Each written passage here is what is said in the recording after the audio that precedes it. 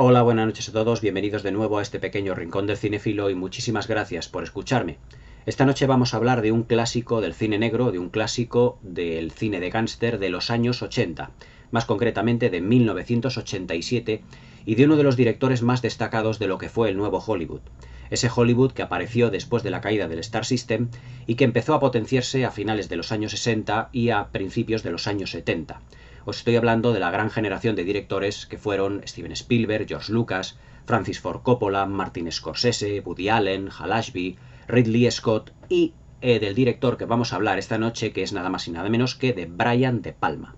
Brian De Palma es uno de los directores más destacados, ya os digo, de esta nueva oleada del Hollywood que hoy en día pues ya prácticamente está, se puede decir que casi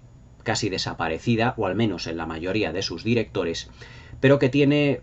o que nos ha dejado un imborrable recuerdo a todos los cinéfilos, con títulos absolutamente imprescindibles dentro de las décadas de los años 70, de los 80, prácticamente hasta hace muy poquitos años. Brian De Palma es uno de esos directores que nos ha dejado un buen cúmulo de grandes clásicos dentro de lo que ha sido el cine de las últimas décadas, como olvidar películas de terror tan extraordinarias como Carrie, como Vestida para matar, películas de suspense como Doble Cuerpo, películas incluso musicales tirando la fantasía como es El fantasma del paraíso, películas de suspense, thrillers como Atrapado por su pasado, películas policíacas como El precio del poder y sin duda alguna pues la película que yo creo que es una de las mejores o prácticamente se puede decir que es la mejor de su filmografía, que es indudablemente la película que vamos a comentar esta noche. Pero antes de meternos de lleno a comentar este grandioso título del cine de gángster, del cine negro de los años 80, tenemos que hablar un poquito de lo que es el equipo técnico de esta película y centrarnos tanto en el director como en el guionista. Brian De Palma, que es un director del que yo creo que he hablado muy poquito aquí en el canal, es uno de esos directores, ya os digo, pertenecientes a la nueva oleada de lo que fue en los años 70 el nuevo Hollywood, y que destacó sin duda por ser un director muy vanguardista, sobre todo en lo que fuese al tratamiento visual y a la puesta en escena de todas y cada una de sus películas. Es el director que prácticamente se puede decir que los historiadores le han crucificado por ser el imitador oficial de Alfred Hitchcock, y yo tengo que estar en ese sentido pues muy de acuerdo con todos ellos. Brian De Palma ha intentado imitar en la planificación de sus películas muchísimo al maestro del suspense, se ha acercado en algunos momentos, pero nunca ha igualado, pero lo que sí que hay que reconocer es que ha sabido recuperar a la muerte del maestro, a la retirada del maestro Hitchcock en el año 75, un cine que, digamos, que siguiera la estela de los grandes thrillers y de las grandes películas de suspense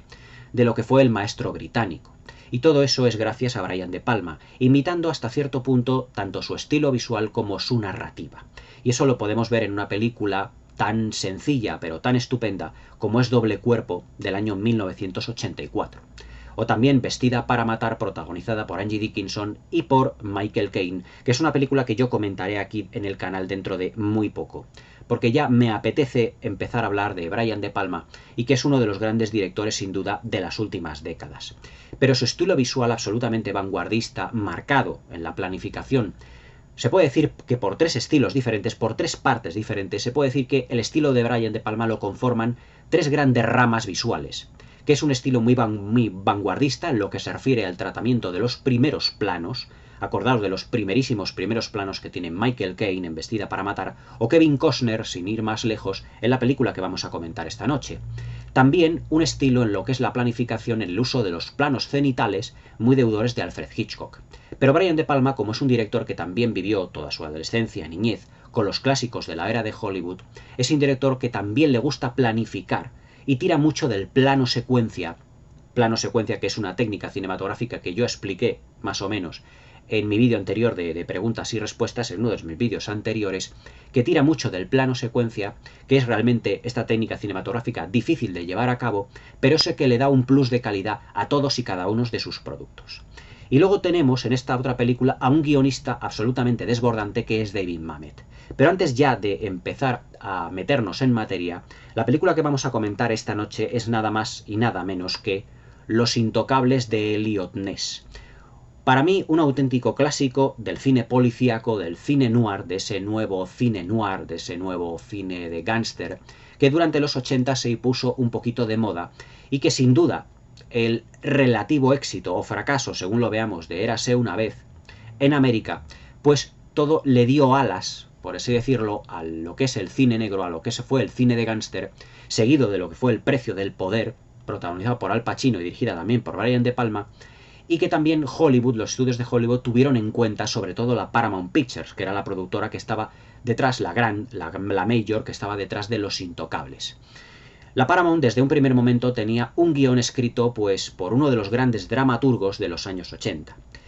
David Mamet, o a David Mamet se le puede, pues no diría a lo mejor, no me atrevería a decir tanto, pero se le puede considerar dentro de la filmografía de todo lo que es el cine de los años 80 y de los años 90 como el gran dramaturgo, incluso hasta cierto punto comparado con Joseph Mankiewicz, que había sido el gran dramaturgo de los años 50, 60 y 70. Aunque evidentemente yo a David Mamet no le voy a poner a la altura realmente de Joseph Mankiewicz. Pero se puede decir que David Mamet sigue la estela de Joseph Mankiewicz en lo que se refiere a la puesta en escena y al guión técnico que siempre elaboró este gran guionista. David Mamet, en Los Intocables de Eliot Ness,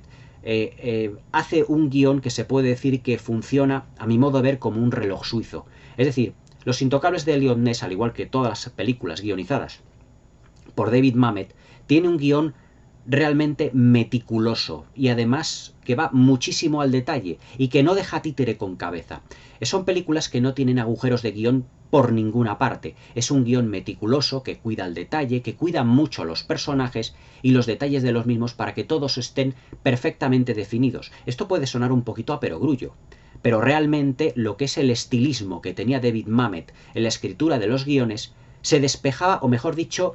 se podía extrapolar o mejor dicho, no se podía extrapolar al resto incluso de guionistas de los años 80 y de los años 90, ya que todos ellos, o muchos de ellos, la verdad es que no tenían, digamos, la meticulosidad en la puesta en escena que tenía el guión de David Mamet. Y esto es debido, y por eso le comparo con Joseph Mankiewicz, a que David Mamet era un dramaturgo, también era escritor y también era director de cine. Realizó además, creo que en el año 99-2000, un remake de la película La Trama de Alfred Hitchcock, muy parecida, aunque evidentemente no fue un remake directo, pero que también David Mamet destacó por ser un grandísimo director de cine, aunque no lo suficientemente reconocido, pero sí que fue reconocido a modo de guionista con 2 nominaciones al Oscar y con un premio Pulitzer, si mal no recuerdo, pero en lo que se refiere al campo del teatro. Es decir, que la calidad como guionista de David Mamet estaba completamente fuera de toda duda. Dentro de lo que fue la carrera de David Mamet en lo que fue el cine, en 1981 escribió el remake de un clásico también del cine negro, que fue El cartero siempre llama 2 veces. Lo que pasa es que en el 81 esta película la dirigió Bob Rafelson y la protagonizó Jessica Lange y Jack Nicholson, que fue el remake del clásico de los años 40, protagonizada por Lana Turner y dirigida por John Garfield. Pero que fue un guión, a mi modo de ver, muchísimo más completo el de este remake, porque profundizaba mucho más en lo que eran las inquietudes sensuales, incluso sexuales, la atracción sexual que había entre los dos protagonistas. Acordamos, por ejemplo, esa escena tanto tórrida entre Jessica Lange y Jack Nicholson, porque todo lo que en la película de los años 40 del cartero siempre llama 2 veces estaba completamente censurado, aquí David Mamet lo muestra con todo lujo de detalles, pero a la vez todo con una elegancia y con una sutilidad digna de los mejores dramaturgos. Es decir, que para lo que fue la escritura de Los Intocables de Eliot Ness, contar con un guionista como David Mamet fue realmente lo que decidió prácticamente a todos los que vinieron después, tanto director como actores, a que se involucrasen en este proyecto, desde Brian De Palma a Sean Connery en lo que fue el reparto. Cuando Brian De Palma, digamos que se encontró con este proyecto, evidentemente, él lo que quería hacer, quería realizar una película que tuviese un gran éxito para luego realizar una serie de películas más de la índole suya, es decir, de su estilo, más del estilo de thrillers a lo Alfred Hitchcock. Y se puede decir que Los Intocables de Eliot Ness fue una película que sobrepasó cualquier perspectiva de éxito. Fue un éxito absolutamente arrollador y se convirtió en una de las películas favoritas del público de finales de los años 80, además filmada en 1987 y protagonizada además por Kevin Costner, por Sean Connery, por Andy García, por Charles Martin Smith, y evidentemente por Robert De Niro en el inolvidable papel que hace de Al Capone. Para mí, Los Intocables de Eliot Ness tiene, se puede decir que todas las virtudes de las películas de Brian De Palma, y para mí no solo una de las mejores películas de Brian De Palma, es la mejor con diferencia. Siempre vi a Los Intocables de Eliot Ness como una película que es un auténtico ejercicio de estilo. Un ejercicio de estilo, además facilitado, ya os digo, por el guión de David Mamet, en el que se puede decir que Brian De Palma no tocó ni una sola coma. Porque era un guión tan sumamente perfecto que, ya os digo, funcionaba como un mecanismo de relojería. Y además que tocaba todos los aspectos que estaban tan de moda, o que estuvieron tan de moda, en los años 30, en los años 40, en las películas de gángster y en las películas de cine negro. Es decir, el tratamiento profundo de los personajes, la ambientación, lo que es la puesta en escena, el tono marcadamente violento, con esa violencia tan soterrada, pero que Brian De Palma en ocasiones nos lo muestra de manera muy gráfica. Todo eso estaba en el guión de David Mamet. Y por lo tanto Brian De Palma no tuvo prácticamente que hacer ningún esfuerzo a la hora de plasmar, pues digamos, este maravilloso guión que prácticamente David Mamet y la Paramount Pictures le estaban poniendo sobre la mesa. Además que Sean Connery, al saber que David Mamet era el guionista de esta película, no dudó ni en un momento de hacerse con las riendas del proyecto y, digamos, encabezar, por así decirlo, todo lo que es el magnífico reparto que tiene esta película. Aunque evidentemente no era el protagonista Sean Connery, sino que fue Kevin Costner. Desde un primer momento, Brian De Palma no confió demasiado en Kevin Costner y contactó con su amigo Lawrence Kasdan, que ya le había dirigido 3 años antes en aquel western llamado Silverado, que fue prácticamente una de sus primeras películas, una de las primeras películas de Kevin Costner. Y le dijo que era un actor que prometía, es decir, que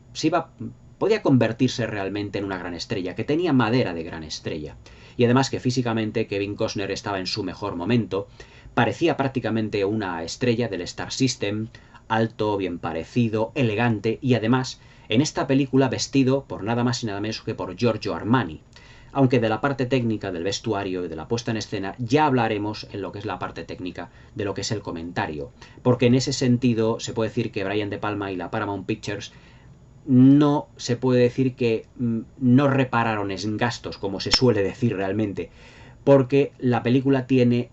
realmente un reparto ya no artístico, sino técnico absolutamente memorable. Ya no solo está David Mamet en el guión, sino que también detrás de lo que es la partitura, la banda sonora, tenemos nada más y nada menos que a Ennio Morricone. Es decir, es una película que estuvo filmada con todo lujo de detalles y con un equipo absolutamente maravilloso. Por eso os digo que Brian De Palma se rodeó de los mejores en su momento. David Mamet, Giorgio Armani, Ennio Morricone, es decir, el mejor guionista, uno de los mejores diseñadores de vestuario, o mejor, diseñadores de moda de los años 80, evidentemente uno de los grandes compositores de partituras para la banda sonora, que es Ennio Morricone. Es decir, que el proyecto de Los Intocables de Eliot Ness no podía dar como resultado un mal film realmente, ya que con tanto talento era incuestionable que saliera una gran película, y así es como fue. Dentro de lo que es el elenco protagonista, yo os digo que tenemos actores realmente importantísimos. Se puede decir que aquí Kevin Costner, que es el protagonista realmente de la película,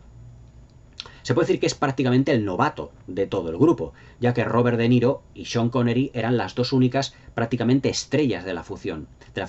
Y luego Andy García, ya la habíamos visto anteriormente en una película llamada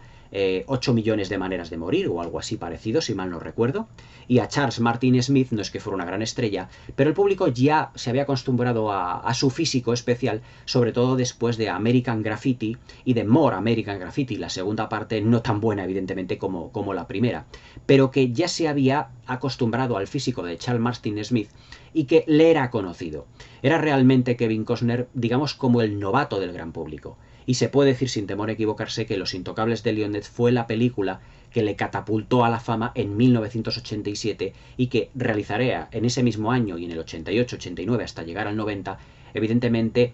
una serie de papeles que le catapultarían a la fama, evidentemente, ante el gran público hasta la llegada de su obra maestra, tanto como actor como director, que como fue, evidentemente, Bailando con Lobos, que todos conocemos y que tenéis aquí comentada en el canal hace ya muchísimo tiempo. Para lo que fue, evidentemente, este reparto, Brian De Palma se rodeó, evidentemente, yo os digo, de dos actores o de dos estrellas, como Sean Connery y como Robert De Niro, que tenían ya mucho bagaje, y de Kevin Costner, que era el novato. Pero la verdad es que Kevin Costner en esta película se puede decir que interpretativamente hablando está realmente fabuloso. Kevin Costner, ya os digo que en esta película tiene madera de las grandes estrellas de Hollywood del Star System. Es decir, su papel, digamos que a mí me recuerda al de los grandes del cine negro, como por ejemplo, sin ir más lejos, tiene retazos del John Ford de Los Sobornados de Fritz Lang. Es un hombre muy de familia, es un hombre con grandes ideales, interpreta realmente a un policía, a un agente federal, que llega a Chicago pues para combatir lo que es evidentemente todo lo que es la corrupción de la ciudad, lo que es la ley seca, y que va a tener la difícil tarea, la difícil misión de intentar desarticular todo el imperio que tenía Al Capone. Es decir, una tarea harto compleja, incluso evidentemente para un novato, por su llegada a Chicago y todo lo que su idealismo quería proyectar. Porque Kevin Costner, el papel que hace de Elliot Ness en esta película, es de un policía un tanto idealista. Pero claro, ¿cómo meterle mano, evidentemente, a todo lo que es el universo de Al Capone que tenía en Chicago? Porque históricamente estamos hablando de un periodo un tanto convulso dentro de lo que es la historia de Estados Unidos. En ese sentido, Brian De Palma en esta película lo que hace es un retrato, como por ejemplo hizo Nicholas Ray en Chicago año 30. Se puede decir que en esta película, en Chicago año 30, pues Nicholas Ray hace prácticamente lo mismo que Brian De Palma en Los Intocables. Es decir, darnos un retrato de lo que es el Chicago mafioso. Es decir, dominado por los gángsters, dominado por la ley seca, incluso de los conflictos que tenían entre ellos los gángsters y los mafiosos. Es decir, no todo, evidentemente, entre los gángsters, entre los mafiosos, pues todo era, digamos, una balsa, sino que también tenían conflictos internos entre los unos y los otros. Pero evidentemente el capo mafioso por excelencia y el más poderoso de todos ellos era evidentemente Al Capone, el papel que interpreta aquí Robert De Niro. Y entonces lo que hace evidentemente Elliot Ness, es decir, es meterse dentro de ese Chicago, acostumbrarse a todo lo que es el ambiente y poder reclutar a un grupo de personas que le puedan ayudar en su difícil tarea. Y ese grupo de personas, esos 4 protagonistas que os he plasmado en lo que es la miniatura, representan dentro de la película 4 personalidades completamente distintas, pero que se pueden complementar a la perfección. Primeramente tenemos a Elliot Ness, el papel que interpreta Kevin Costner, que es, digamos, un policía un tanto idealista, pero que también tiene una vena muy familiar. De ahí que se le hermane yo con el Glenn Ford de Los Sobornados de Fritz Lang, que era también un personaje muy familiar. Es más, lo que es la presentación del personaje de Kevin Costner, de Elliot Ness en esta película, se hace, digamos, como en 2 planos, en 2 situaciones diferentes. Primeramente le vemos en su casa, en el que primeramente vemos a lo que es su mujer, que está en la cocina, y que luego la cámara va girando poco a poco hasta darnos con lo que es la espalda de Kevin Costner, de Elliot Ness, en el que su mujer se dirige hacia él y le abraza también. Es decir, ahí vemos que Elliot Ness es un personaje muy entrañable en lo que se refiere a familiaridad. Es decir, es un personaje que adora a la familia y que compone además con los otros 3 personajes, con Sean Connery, con Andy García y con Charles Martin Smith, como otra familia dentro de lo que es la policía. Es decir, el núcleo familiar para el personaje de Elliot Ness está perfectamente definido tanto en lo que es su ambiente, dentro de lo que es su familia, tiene mujer y tiene una hija, como lo que es el ambiente policial. Es decir, esa fotografía, por ejemplo, que se sacan los 4 protagonistas, es como si fueran pues una especie como de 4 hermanos o de 4 primos. Vemos cierta familiaridad entre ellos cuando ellos están tratando de usted y evidentemente para ellos no se han terminado demasiado de conocer. Pero ya vemos que a través de esa fotografía que luego Kevin Costner tendrá hasta el final, Elliot Ness tendrá hasta el final de la película, y que luego regalará al personaje de Andy García, él lo quiere ver como si fuera una gran familia, en el que cada uno de ellos aporte algo diferente a ese grupo que se va a enfrentar al Capone. Sean Connery, por ejemplo, lo que aporta, que es el policía, digamos, es el policía como más veterano, lo que aporta es la experiencia. Es decir, es como el gran maestro de todos ellos. Y además es que dentro de lo que es la interpretación de Sean Connery, yo lo que veo o lo que intuyo es cierto aire de querer destacar cuando ya es un personaje mayor. Es un policía que le conoce Eliot Ness acabando de llegar prácticamente a lo que es Chicago y estando un poco perdido. Entonces, en una secuencia que es realmente brillante y que sirve de presentación para el personaje de Jimmy Malone, interpretado por Sean Connery, Eliot Ness está pues en un puente, él está como pensativo y se dirige Sean Connery hacia él como diciéndole, bueno, ¿qué es lo que hace usted? ¿Quién es usted? Y empiezan a entablar una serie de conversaciones en el que Eliot Ness se da cuenta de que este hombre está como cansado ya de la vida, de estar siempre de policía, y lo que intenta buscar son como nuevas emociones. Es una persona ya mayor que tendría que estar incluso ya retirado por completo de lo que es el servicio policial, o podría estar retirado, pero que tiene una vida un tanto vaga, un tanto aburrida, y lo que necesita son nuevas emociones. No hay más que verle, por ejemplo, en la primera redada que hacen, dirigida por el propio Sean Connery, por el propio Jimmy Malone, en el que entran en ese almacén gigantesco y él grita, ¡esto es una redada! Es como si él lo viviera. Es decir, el personaje de Sean Connery, de Jimmy Malone, extraordinariamente interpretado por Connery, y además es que cómo se nota que domina las secuencias en todo momento por encima de los otros tres personajes, es el personaje que más experiencia tiene dentro de la película, pero también fuera de la película. Cómo entra dentro de lo que es ese almacén y cómo él disfruta de su nuevo papel con Eliot Ness, y que no tiene absolutamente nada que ver con su uniforme, que representaba a ese policía de calle un tanto del montón, un tanto aburrido. Es más, cuando pasa a formar parte Jimmy Malone de lo que es el grupo de Eliot Ness, prácticamente su uniforme lo deja aparte. Es como si el personaje de Sean Connery, como si Jimmy Malone, dejase el uniforme de policía como si fuera una etapa de su vida que ya ha pasado. Y que ahora tiene otra etapa completamente nueva. Y que va como de paisano vestido.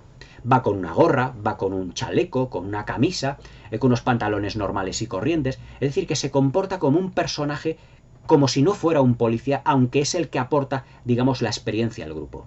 Luego tenemos al personaje de Andy García, George Stone, que digamos que es el personaje de más carácter del grupo, sobre todo lo que es su presentación. La verdad es que la presentación de todos los personajes en esta película es absolutamente brillante. La presentación del personaje de Andy García, George Stone, es que van buscando Eliot Ness y Jimmy Malone otro personaje más, digamos, otro miembro para el equipo. Y en una academia donde están los cadetes de policía disparando, vemos que Andy García, George Stone, realiza unos disparos absolutamente muy precisos. Ahí, en solo con esos planos, marca de la casa de Brian De Palma, su estilo completamente visual en ese momento, ya nos presenta un personaje que tiene cierto carácter, que tiene una mirada muy incisiva y que además no le gusta que le toquen un poco, por así decirlo, las narices. Porque Sean Connery, cuando se dirige a él, dice: hombre, es que tú tienes una cara que no es de un norteamericano, tienes que ser un chicano o incluso, bueno, europeo. Ese nombre de George Stone, digamos que no es el tuyo. ¿Cuál fue el anterior? Es decir, que le increpa, digamos, para provocarle para que saque un poquito la garra que lleva en sí mismo, que lleva el personaje de George Stone, que lleva Andy García. Y Andy García saca la pistola y se la pone aquí, a Jimmy, a Sean Connery, y le dice: ¿qué es lo que quieres saber de mí, maldito irlandés? Le dice así. Es decir, que George Stone y Andy García también ya más o menos sabe por dónde pueden ir los tiros, y nunca mejor dicho. Pero su presentación es tan rápida, pero absolutamente contundente. Y ya nos da al espectador la imagen de lo que es ese personaje, exactamente igual que el de Charles Martin Smith, que es el contable del grupo. Pero atención a su personaje porque es muy importante. Charles Martin Smith, que interpreta el papel de Oscar Wallace, es un contable también del Estado, es un funcionario que lo que se da cuenta de que realmente Al Capone lleva bastantes años realmente sin pagar impuestos. Y le dice a Eliot Ness que le pueden atrapar por ese camino. Es decir, si no podemos probar sus asesinatos, sí le podemos meter en la cárcel realmente por evadir impuestos. Y es que todo lo que se hace o lo que se dice al principio de la película, al final es lo que se cumple. Históricamente a Al Capone no le metieron en la cárcel, digamos, por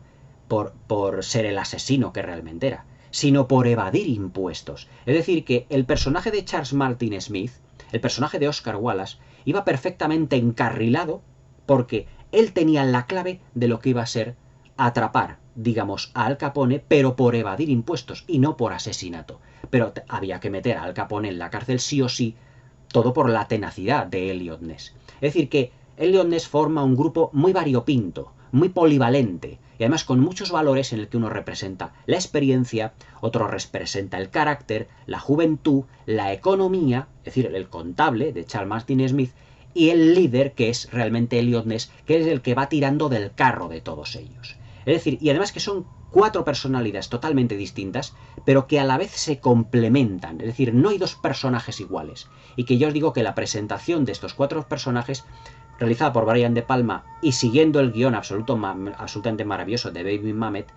es realmente muy preciso. Con muy poquitos planos consigue Brian De Palma algo muy grande, muy superior. La presentación del personaje de Jimmy Malone con esa pequeña conversación que tiene con Kevin Costner en lo que es el puente, la presentación de Oscar Wallace diciéndole a Eliot Ness que es que Al Capone evadió impuestos, y la presentación evidentemente de George Stone del personaje de Andy García cuando directamente le pone la pistola aquí a Sean Connery. Es decir, es una presentación rápida dentro de lo que es la narrativa de la película. Brian De Palma, en este sentido, no es un director, ya no solo Los Intocables, sino el resto de sus películas, cuando ya les comentaremos, incidiré sobre este punto, no es un director que, digamos, desarrolle mucho al personaje desde un primer momento, sino que a él le basta directamente con un compendio de imágenes, es decir, con un compendio de narrativa visual para presentar al personaje, y ya lo que es la historia ya irá desarrollando el personaje por sí solo, siguiendo el guión absolutamente brillante de David Mamet en este sentido. Es decir, Brian De Palma se puede decir que está muy cómodo en la dirección de esta película porque el guión era extraordinariamente bueno. Y lo único que tiene que hacer es aportar su estilo visual, además narrativamente hablando, con las 3 variantes que os he propuesto desde el principio del vídeo. Con imágenes muy vanguardistas de esos primeros planos, con planos en picado y en contrapicado, según evidentemente lo que es la secuencia, con los planos cenitales muy de la marca de Alfred Hitchcock, pero también utilizando planos secuencia, todo derivado de un clasicismo cinematográfico, como en las grandes películas del cine clásico y también del cine negro, donde se tiraba mucho del plano secuencia para elaborar el desarrollo de la historia. Es decir que Los Intocables de Eliot Ness es una película muy rica en contenido. Es una película que, narrativamente hablando, ya no solo es prácticamente perfecta porque tenga un guión milimétrico, sino que en su puesta en escena, en lo que es el tono de la misma, es una película muy meticulosa, con una fotografía muy elaborada. Ahora ya nos meteremos de fondo en lo que es la parte más técnica de la película. Pero ya os digo que argumentalmente hablando tenemos una película con muchísimas capas de significación en lo que se refiere al apartado técnico, con una ¿cómo os diría yo? Más que notable presentación de personajes y con un estilo muy marca de la casa, tanto derivado del clasicismo cinematográfico, los planos secuencia, como esos planos tan, digamos, tan vanguardistas, tan extraños a veces, marca de la casa de Brian De Palma, pero también a la vez como una evolución de los mejores planos de la filmografía de las películas de Alfred Hitchcock. Además de todo lo que es el grado de perfeccionismo, mejor dicho, de perfeccionamiento de lo que es el guión, hay que hablar de las interpretaciones de esta película. Las interpretaciones más fuertes, es decir, más potentes, recaen sobre las 2 grandes estrellas, que eran en ese momento Robert De Niro y Sean Connery. Robert De Niro en esta película sigue estando realmente extraordinario. Es más, Brian De Palma desde un primer momento tuvo una serie de dudas al poder contratar a Robert De Niro, porque el presupuesto ya se le salía un poquito más de madre, al que evidentemente Robert De Niro a principios de los años 80 ya tenía un caché más que importante.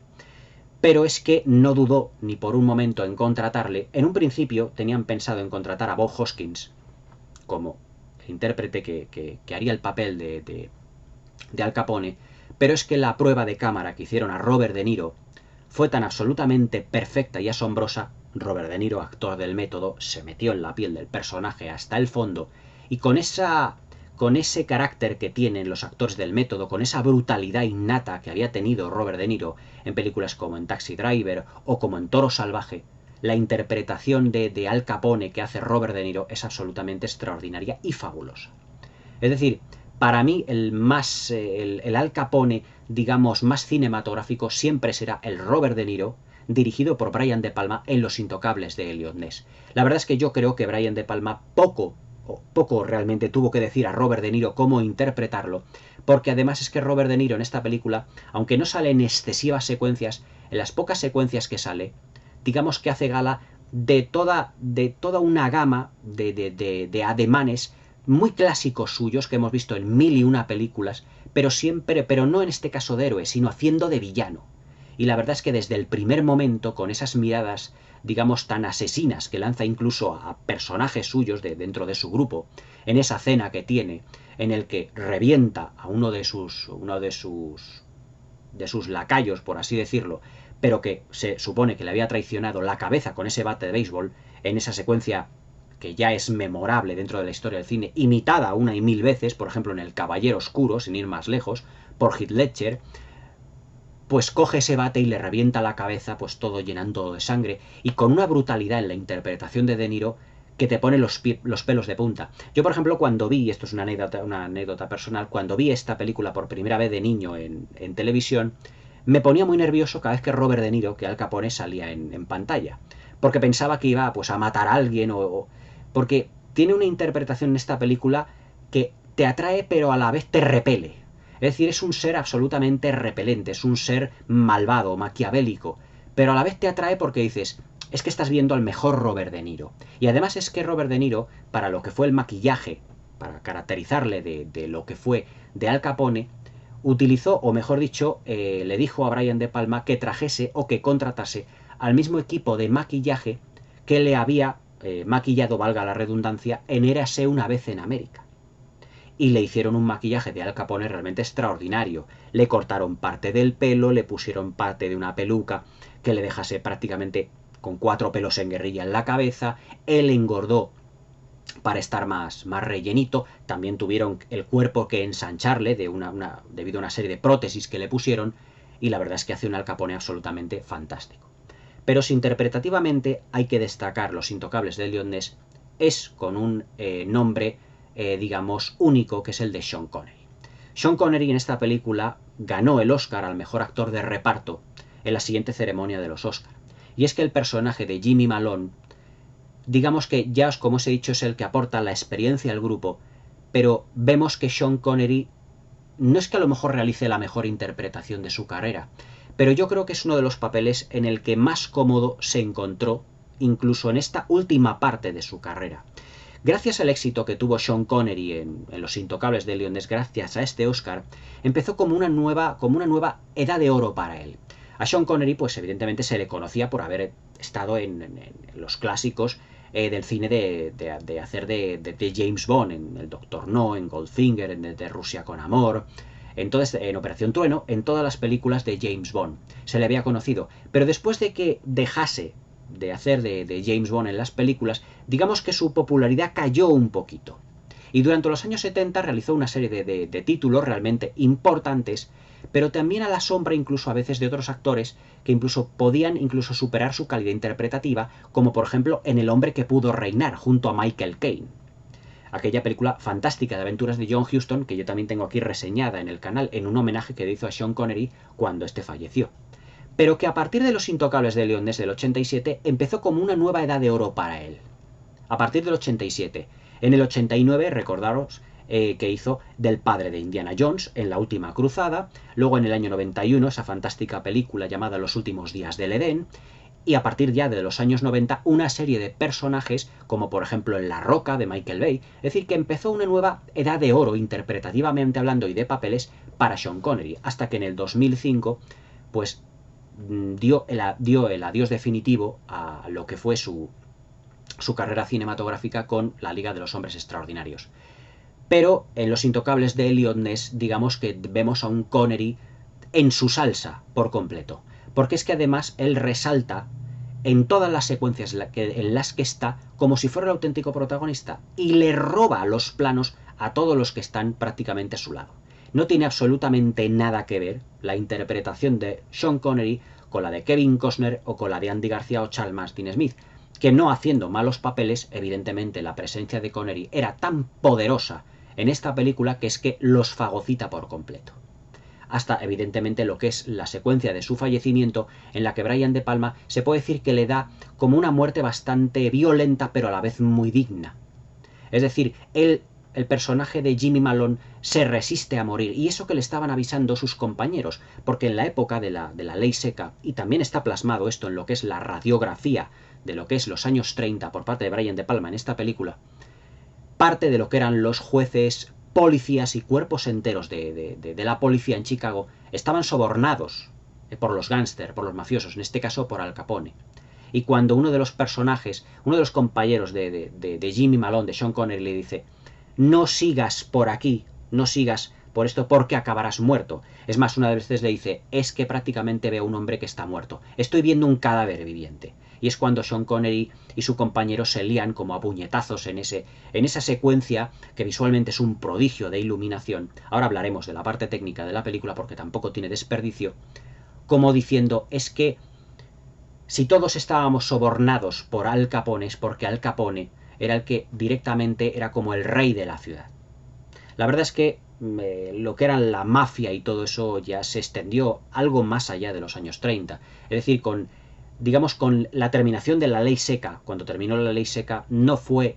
el fin de los clanes mafiosos y de gángsters, ni muchísimo menos en Estados Unidos. Incluso en los años 40 y en los años 50, incluso también parte de Hollywood estaba parcialmente dominado, incluso a veces por la mafia.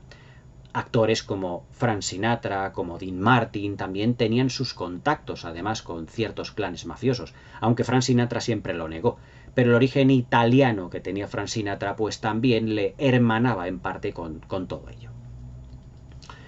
Lo que se refiere a lo que es,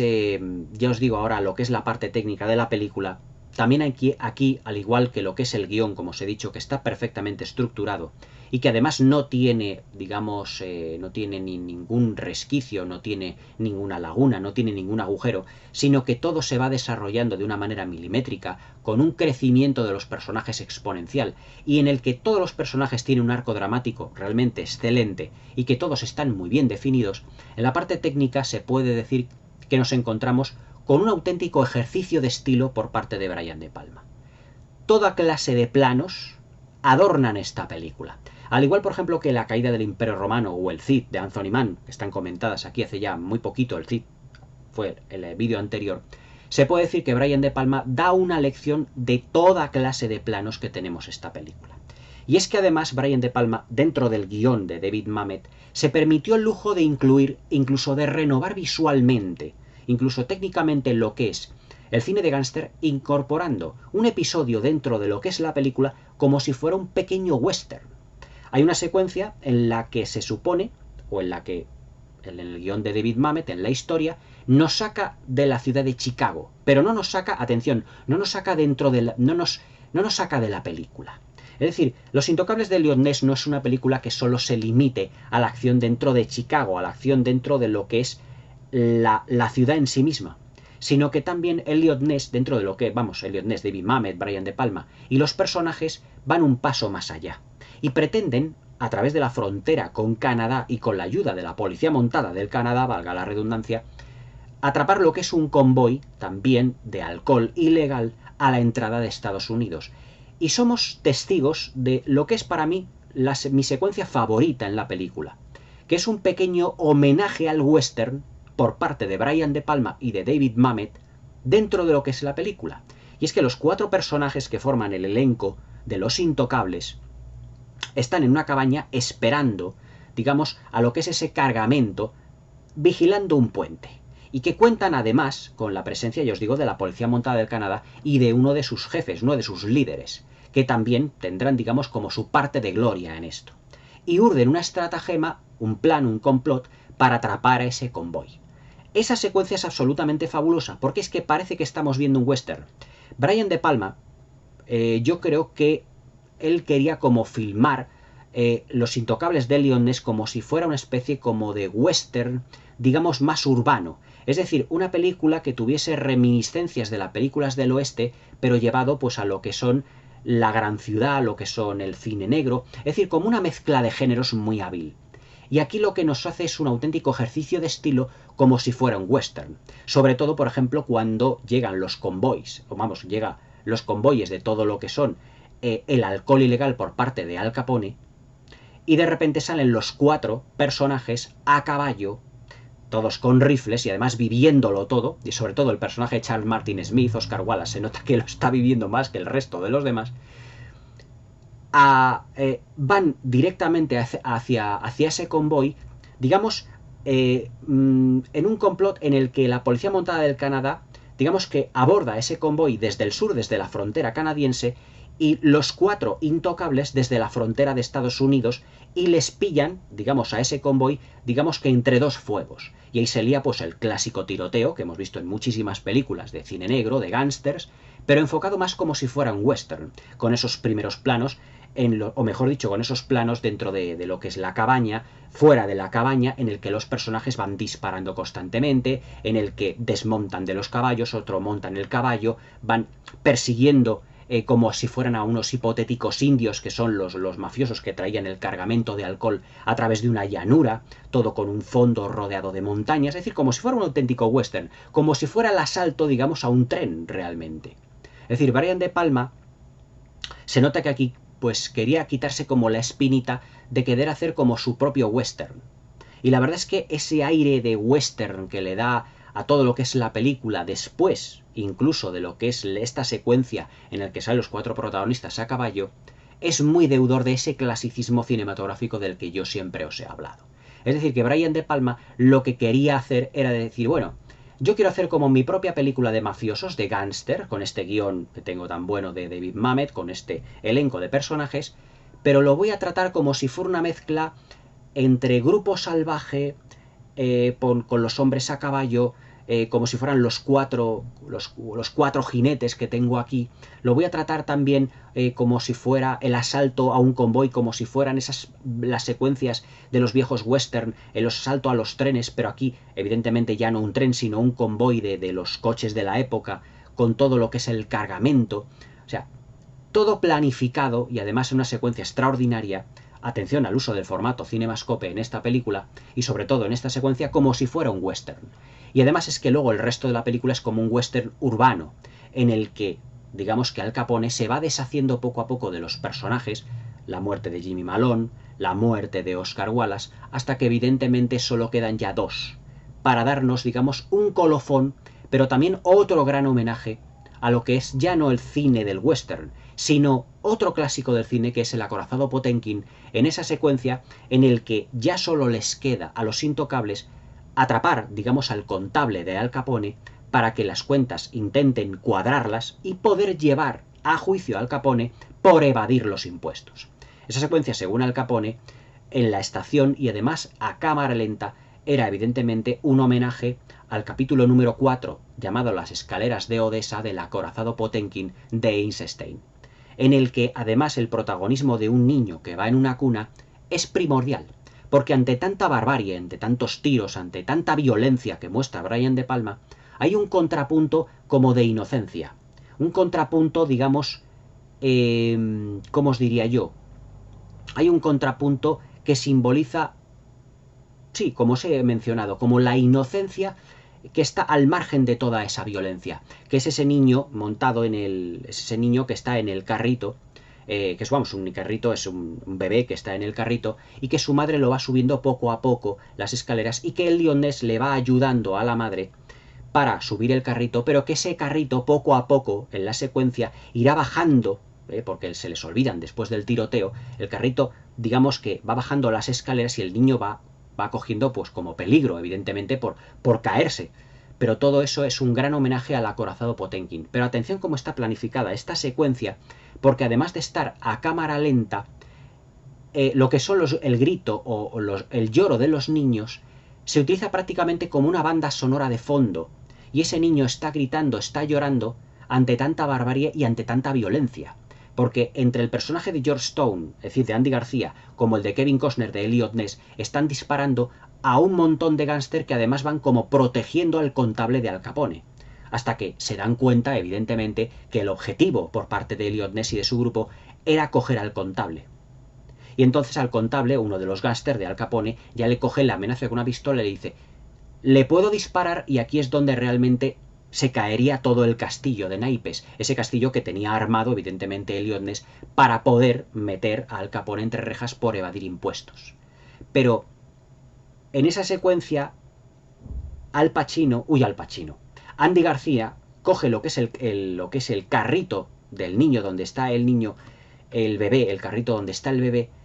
que prácticamente le está como, digamos, ocultando parcialmente, apunta con esa magnífica puntería que tiene al personaje que está, al contable, le está cogiendo con la pistola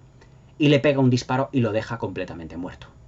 Y en ese momento es cuando realmente ya Eliot Ness y George Stone pueden coger al contable y de ahí llevar al juicio realmente a Al Capone por evadir impuestos. Es decir, que todo, digamos que es un ejercicio de estilo, porque fijaos, Brian De Palma mete un homenaje al western, mete homenaje con los planos cenitales a Alfred Hitchcock, mete un homenaje al clásico del cine como es Potemkin debido al uso de la cámara lenta en esas escaleras en la gran estación, esta secuencia que os acabo de describir. Es decir, que Brian De Palma tira de clásicos. El acorazado Potemkin es un clásico del cine mudo del cine soviético, de 1925 de Eisenstein. Los western, evidentemente, en esa secuencia, junto con la policía montada del Canadá. Se estará acordando, evidentemente, Brian De Palma de una película de Cecil B. DeMille que se llama Policía montada del Canadá, protagonizada por Gary Cooper. Luego, los 4 protagonistas a caballo. Las muertes de los personajes, tanto de Jimmy Malone como de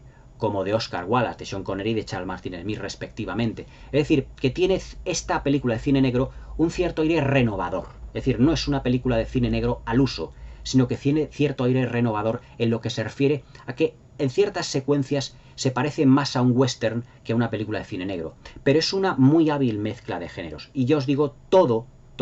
digamos, evolucionado, todo controlado por un guión, digamos, milimétrico de David Mamet. Yo creo que sin David Mamet este proyecto no se podría haber llevado a cabo,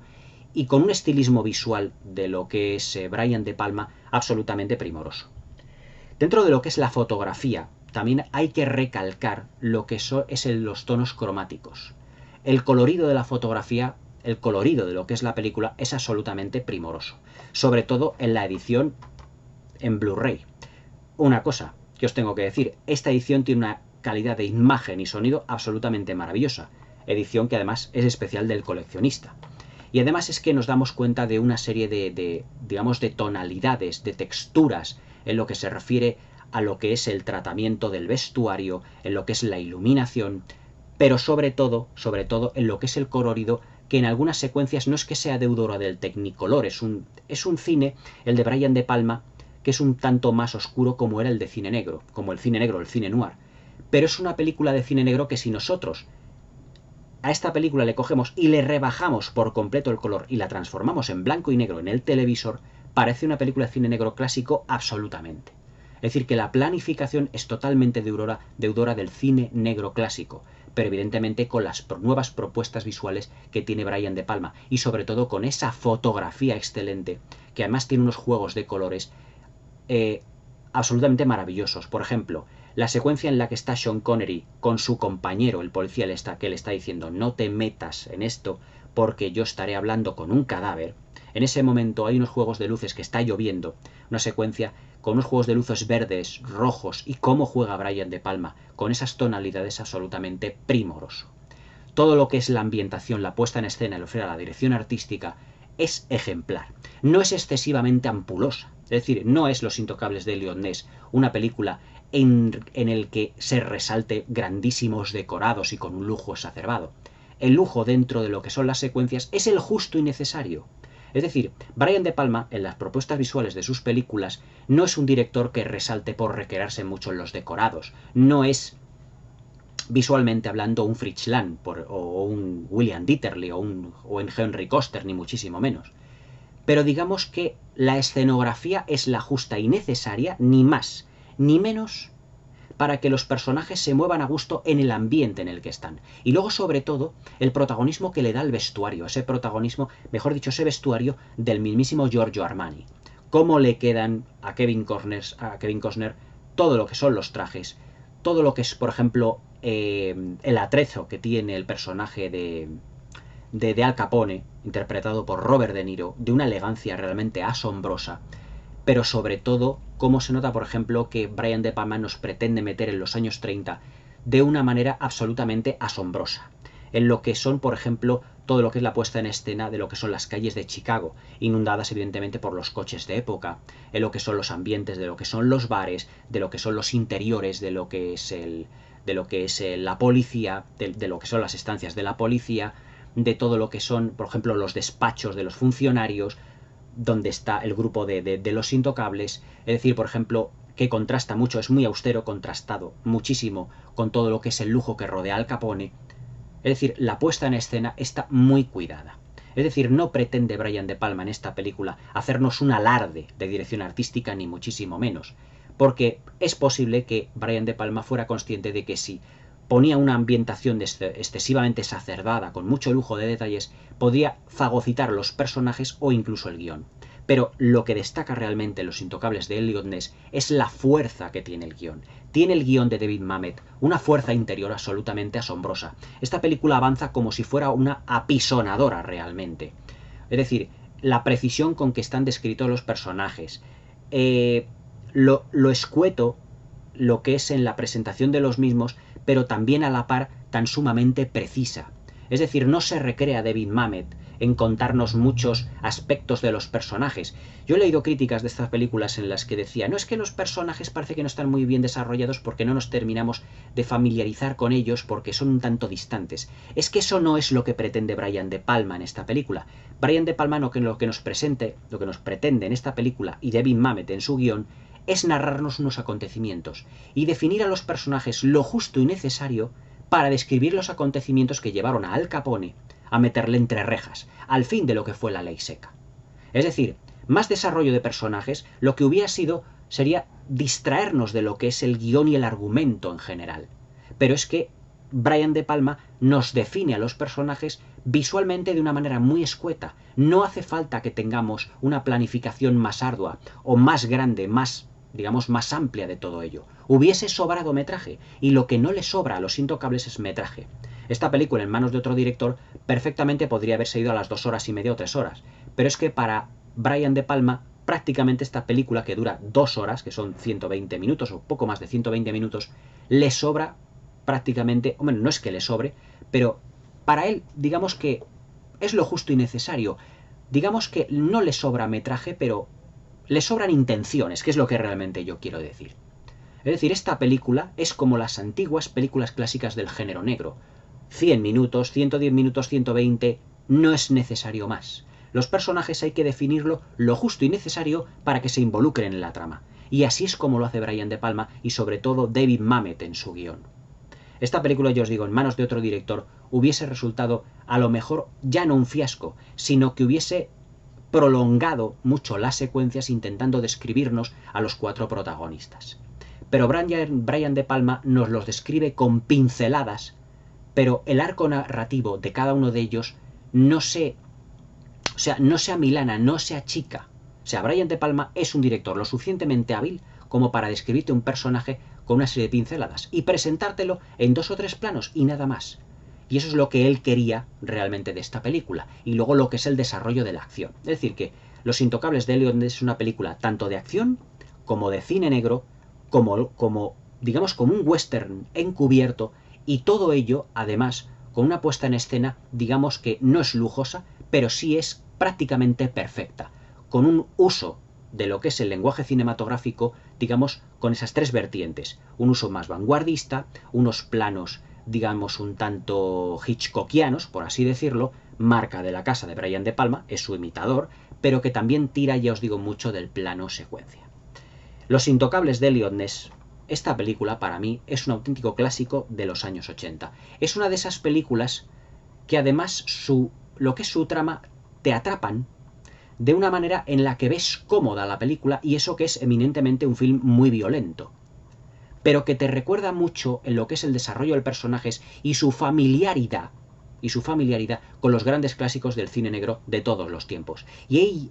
ahí yo creo que es el gran valor que tienen Los Intocables de Eliot Ness. Digamos, el gran parecido que tiene con los grandes clásicos del cine negro, con el cine de gángsters de toda la vida, pero también contado de un modo moderno, de un modo contemporáneo, con una fotografía muy a lo de Palma, es decir, con un uso de esos primeros planos en esas esquinas, con un uso, digamos, de la puesta en escena no es demasiado ampulosa, con un uso del vestuario muy lujoso que define a los personajes, ya os digo, acordaos de todo el vestuario que tiene el personaje de Al Capone, y con unas interpretaciones fabulosas. Tuvo 4 nominaciones al Oscar en su momento, que fueron al vestuario, evidentemente Giorgio Armani, aquí ya os digo, que realizó un trabajo extraordinario, a la dirección artística, porque no es excesivamente ampulosa, pero sí la perfecta para lo que se narra, pero también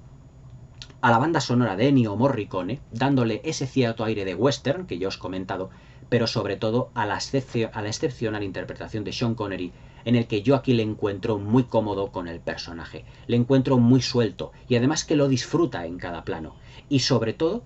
como siendo Sean Connery, y yo creo que él era consciente de ello, como el maestro de esos 3 personajes que prácticamente eran novatos, tanto en el interior de la película como en el exterior, y que yo creo que Sean Connery disfrutó tanto dentro como fuera, tanto delante como detrás de las cámaras de todo ello. Por eso yo creo que realiza Sean Connery en esta película una de sus interpretaciones más llamativas, más estupendas y sobre todo ya no más familiares, sino más entrañables de toda su amplia filmografía. Para mí Los Intocables de Eliot Ness es un clásico del cine negro de todos los tiempos. Yo creo que es una de las mejores, si no la mejor película de Brian De Palma, o por lo menos la más cuidada. La más cuidada a nivel técnico y sobre todo la más cuidada a nivel argumental. Evidentemente ya os digo que la aportación de David Mamet en lo que fue el guión fue absolutamente, digamos, importantísima de cara a poder elaborar este proyecto, que además fue un rotundo éxito bajo cualquier punto de vista. Una película tanto técnica como argumentalmente intachable, y para mí el mejor título de Brian De Palma, Los Intocables de Eliot Ness. Para mí una de esas películas clásicas de los años 80 que para mí ya es inmortal. Una película que yo sí que me podría llevar perfectamente a una isla desierta, y además con todo lo que viene en el Blu-ray y con una calidad de imagen y sonido excepcional, se puede decir que es una película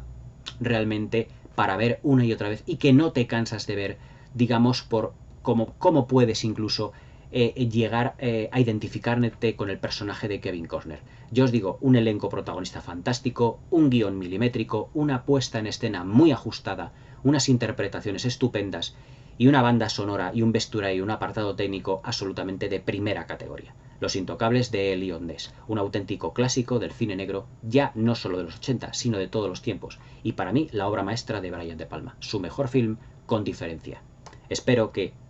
le deis al like, sobre todo le deis el pulgar hacia arriba, eso me ayudará mucho. Espero que os haya gustado la crítica, el análisis, y ya nos vemos en otros futuros análisis de otros clásicos del cine. Espero que paséis una buena velada y hasta mañana.